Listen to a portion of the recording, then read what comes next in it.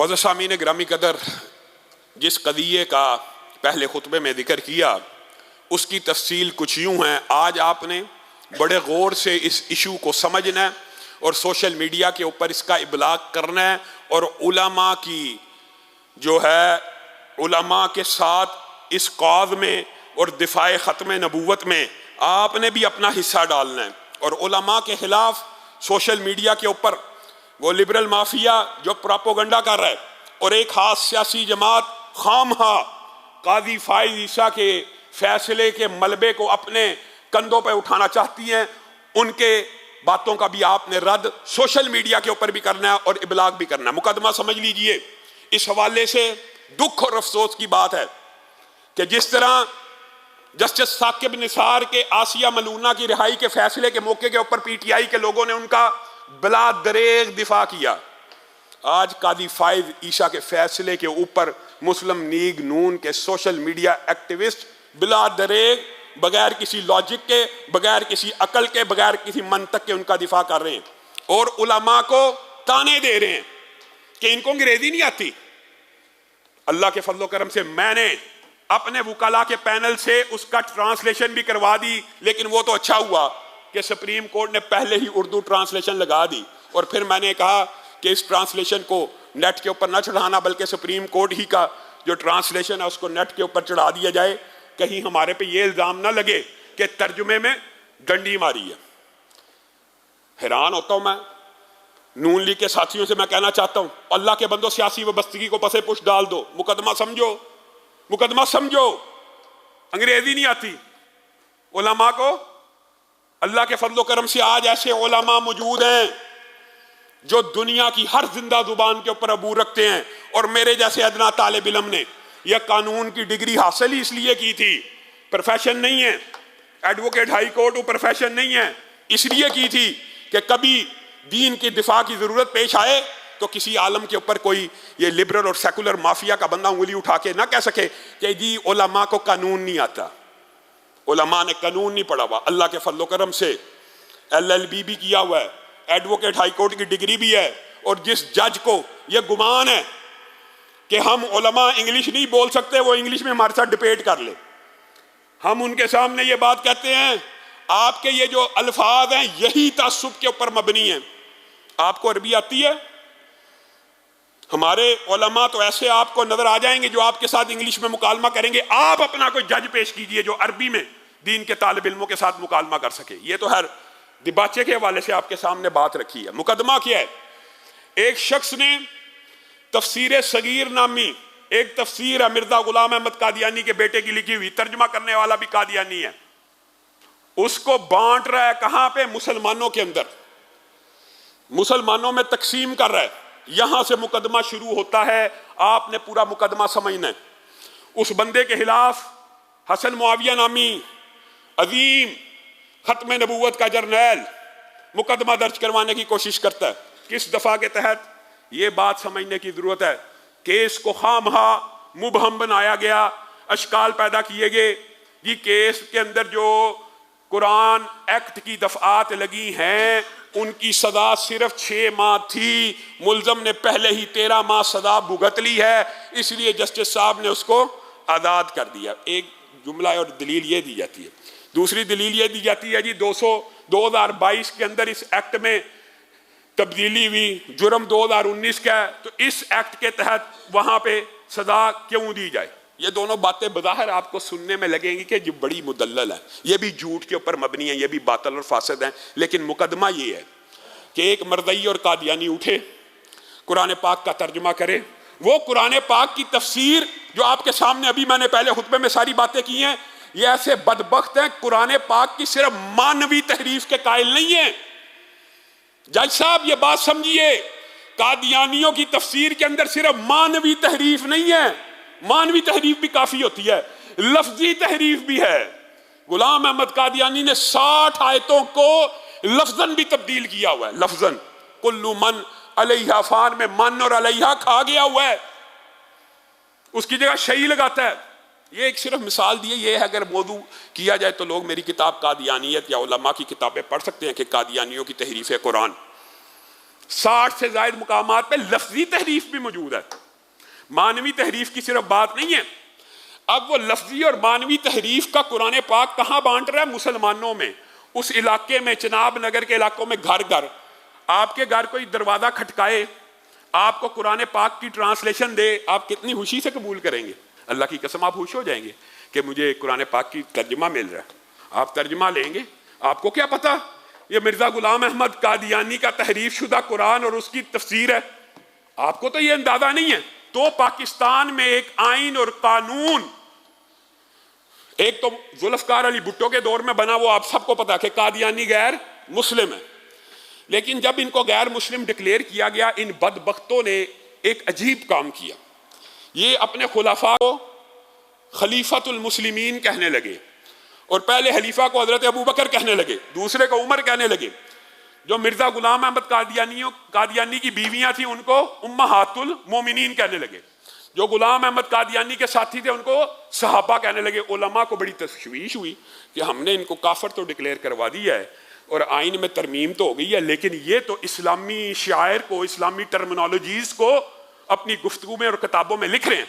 उलमा ने फिर तहरीक चलाई और 1984 में ज़ियाउल हक के दौर में सदारती ऑर्डिनेंस के तहत 298C को इस मुल्क का कानून बना दिया गया। ये उलमा की कुर्बानियां और मेहनतें हैं। अल्लाह ताला उन तमाम उलमा की कब्रों को रोशन फरमाए और उनको करवट करवट जन्नतुल फिरदौस में जगह नसीब फरमाए।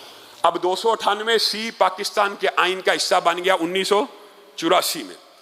इस दफा में लिखा गया बात यहां पे कादी साहब, आप किसी को गुफ्तगू नहीं करने देते, आपके सामने वकील पेश हो, आपने समझा ये मसला भी सियासी है, खामोश हो जाओ, पकड़ के कमेटी के हवाले कर दूंगा, चुप कर जाओ, आप कौन होते हैं मुकदमा लड़ने वाले?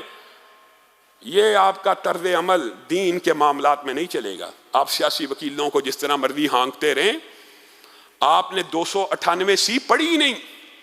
298C में लिखा ही ये है कि कोई कादियानी हो, उठाइए, जाके आपने सर्च करनी है। मेरी बात पे अगर यकीन नहीं है तो सर्च करें। मैंने अपने सोशल मीडिया अकाउंट्स में इसकी ट्रांसलेशन और इसकी इंग्लिश लगा दी हुई है। आप पाकिस्तान के आइन की किताब खोले, 298C पढ़ें।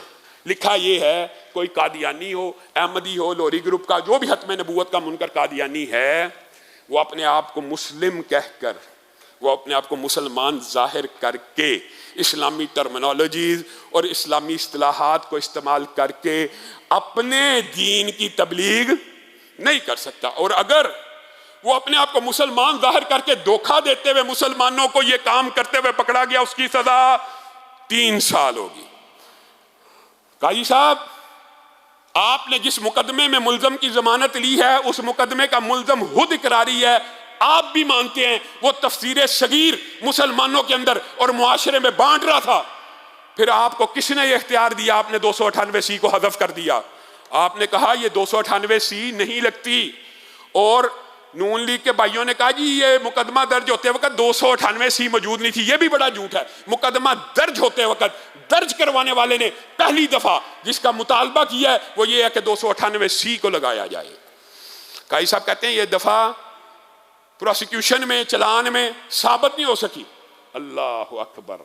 ये देखें, ये साबित करने की जरूरत होती है। कादियानी कुरान की तफसीर और तर्जमा बांट रहा हो, इसको अलग से साबित करना पड़ेगा 298C लगती है कि नहीं। 298C तो कहती ही है कि कोई कादियानी अगर मुसलमान बन के तबलीग कर रहा हो तो उसको इजाजत नहीं दी जाएगी। और काई साहब, आपने इस दफा को उड़ाने के बाद इन्ना लिल्लाहि व इन्ना इलैहि राजिऊन जो आयत कोट की है वो भी बड़ी अफसोसनाक है। 1400 साल से मुसलमानों के किसी इमाम ने, किसी आलम ने, किसी फकीह ने इस आयत को इस अंदाज में नहीं पढ़ा जो आपने कह दिया ला इकराहा फिद्दीन। कहते हैं जी दीन में जबर नहीं है। वो अगर बांट रहा था या जो भी कर रहा था, ये कादियानी का मुकदमा है। अब आप इसको जनरल रिमार्क्स कह के अपनी जान नहीं छुड़ा सकते। क्यों? अदालती फैसले। बाद लोग ओ जी उसने कौन सी आइन में तब्दीली कर दिया, उसने कौन सी जी शिक उड़ा दी है। अल्लाह के बंदो, उसने एक नामजद मुकदमे के मुल्जम की जमानत ली है और उसमें ये अल्फाज कहे हैं कि इसके ऊपर 298C नहीं लगती। काजी साहब, फिर वो हम पे लगा दीजिए। 298C एक कादियानी को तबलीग इस्लाम करने पे नहीं लगती तो फिर मुसलमानों पे लगा दीजिए। क्या इसको अलग से साबित करना जरूरी था? बिल्कुल जरूरी नहीं है। आपने लिखा वो तफसीर सगीर बांट रहा है, 298 सी लगती है। फिर दूसरी बात, जो मुद्दई मुकदमे ने इस मुकदमे के इंदराज के वक्त की कि इसके ऊपर 295 बी लगाई जाए। 295 बी डिफाइलिंग है, जो आपके सामने रखा कि कुरान पाक के अंदर मानवी तहरीफ करना, और फिर मानवी नहीं लफ्जी तहरीफ करना।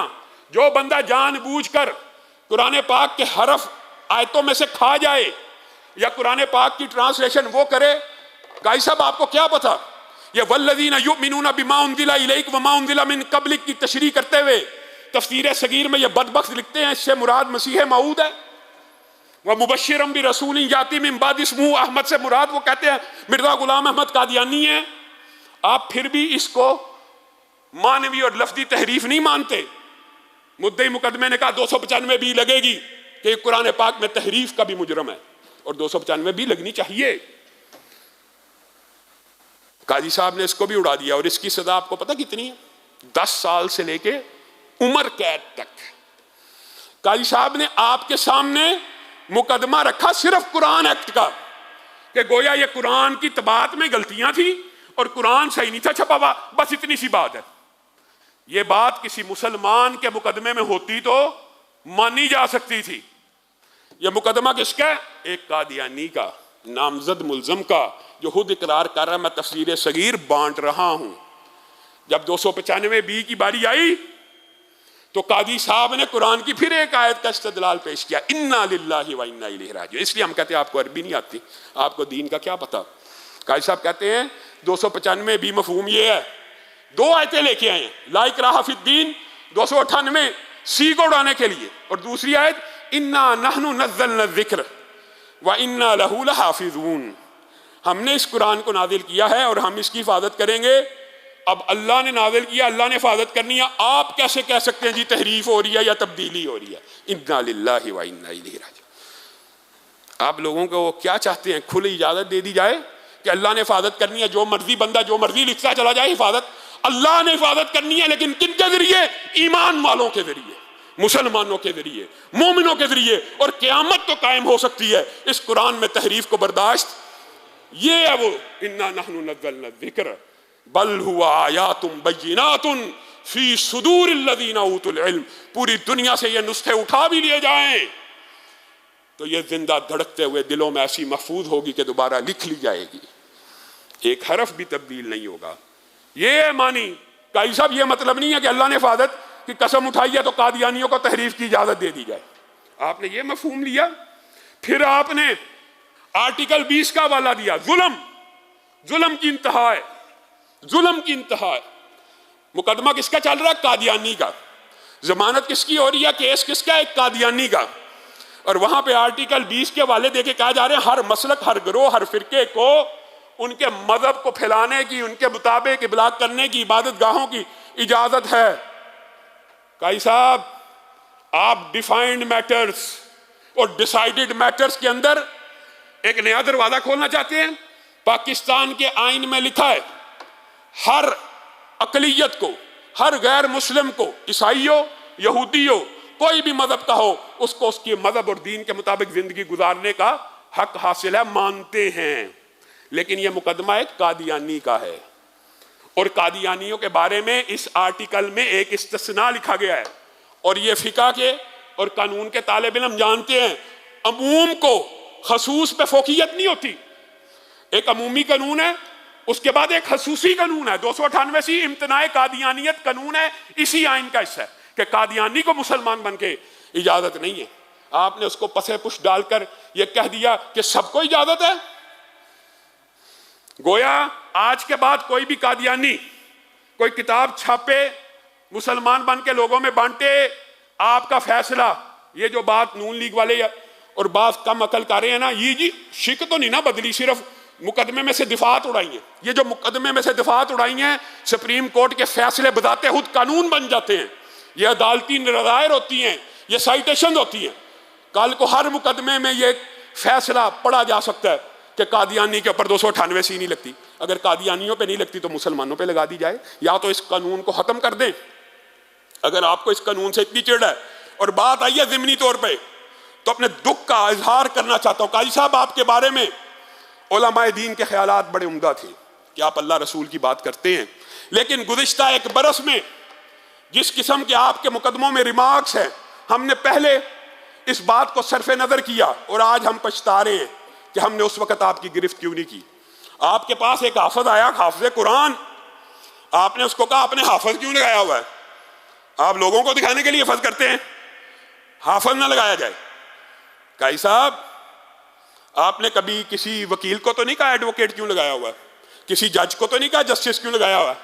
एक कुरान पढ़ाने वाला कारी है, वो अपने साथ कारी ना लगाए। एक डॉक्टर है, वो पीएचडी की हुआ डॉक्टर ना लगाए। एक टीचर है, उसके बाद डिग्री है, वो प्रोफेसर ना लगाए। हिफ्ज़ कुरान से बड़ी शहादत क्या है? वो अगर अपने साथ हाफिज लगाता है, आपको क्या तकलीफ है? आपके ये रिमार्क्स भी दुरुस्त नहीं। फिर आपके सामने एक बेंच बनाने की सिफारिश की गई। आपने कहा मुझे समझ नहीं आती कि हिफ्ज़ कुरान के 20 नंबर क्यों रखे गए। गोया आपके ये रिमार्क्स आज अगर सारी बातों को टैली किया जाए, हम फिर भी आपको गुंजाइश देते और आपसे अपील भी करते और आपको एक बात समझाने की कोशिश करते कि हम कादियानियत के मसले पे हसास क्यों हैं, ये बात ही समझ लीजिए। काई साहब, यहां पे मैं खड़े होकर कहूं कि मैं सुप्रीम कोर्ट का जज मैं हूं, आप नहीं है, आप मेरी बात मान लेंगे कि इसको आजादी हासिल है, ये जो मर्जी करे? मैं कहूं जी चीफ ऑफ आर्मी स्टाफ मैं हूं, कल से मानी जाएगी? मैं सदर पाकिस्तान हूं, मैं वजीर आजम हूं, मैं एमएनए हूं, मैं एमपी हूं। दुनिया के टगे टगे के ये छोटे छोटे ओहदे अगर कोई बंदा क्लेम करे, उसको कहा जाएगा ये जालसाजी कर रहा है, धोखा दे रहा है। एक पुलिस कांस्टेबल की वर्दी पहन के कोई फिर रहा हो ना जैली, उसको पकड़ के अंदर दे दिया जाता है। और नबूवत और रिसालत आपके लिए इतना ही छोटा मनसब रह गया कि कोई शख्स ये कहे मैं नबी हूं और मैं रसूल हूं, और जी मैं मुसलमान हूं फिर भी मुसलमान हूं। रसूलुल्लाह के बाद कोई नबी हो सकता है, फिर भी मैं मुसलमान हूं। क़यामत तो आ सकती है, ऐसे बंदे को मुसलमान तस्लीम नहीं किया जा सकता, चाहे आप आर्टिकल 20 कहें 30 कहें, दुनिया के सारे आर्टिकल जमा हो जाएं। अगर एक बंदा ये कहेगा कि रसूलुल्लाह के बाद भी कोई नबी है, तो क़यामत तो आ सकती है रसूलुल्लाह के बाद नबी, और क़यामत तो आ सकती है उसको मुसलमान तस्लीम। हाँ, सुने हमारा मुकदमा। अगर आप चाहते हैं कि इनको ये सारी आजादियां हासिल हों, तो पहले इनसे मनवाइए कि ये अक़लियत है, ये गैर मुस्लिम है। आप चाहते ये हैं कैसे धोखे? अच्छा, लिबरल और सेकुलर लोग भी भांत भांत। जी लामा साहब, आपको क्या मसला है जब एक बंदा खुद को मुसलमान कह रहा है? अब बात समझिए, खुद को मुसलमान कहने में मसला क्या है? आपको क्या मसला है मैं पाकिस्तान का वजीर आजम अपने आप को कह रहा हूं? आपको क्या मसला मैं भी एक अलग सुप्रीम कोर्ट लगाना चाहता हूं? आपको क्या मसला मैं भी अपने कत्ल के फैसले अपने घर के अंदर करना चाहता हूं? आपको क्या मसला? क्या यह मामला इस तरह डील किया जाएगा? क्या कोको कोला की आम दुनियावी कंपनी, सेकुलर और लिबरल लोग इस बात को नोट करें, कोको कोला की कंपनी खुले, उसके सामने एक बंदा के मैंने भी कोको कोला की कंपनी खोल लिया, खुलने दी जाएगी? आप कहेंगे इसको आजादी है, इसको भी आजादी इजहार है, इसका भी फ्रीडम है। कहेंगे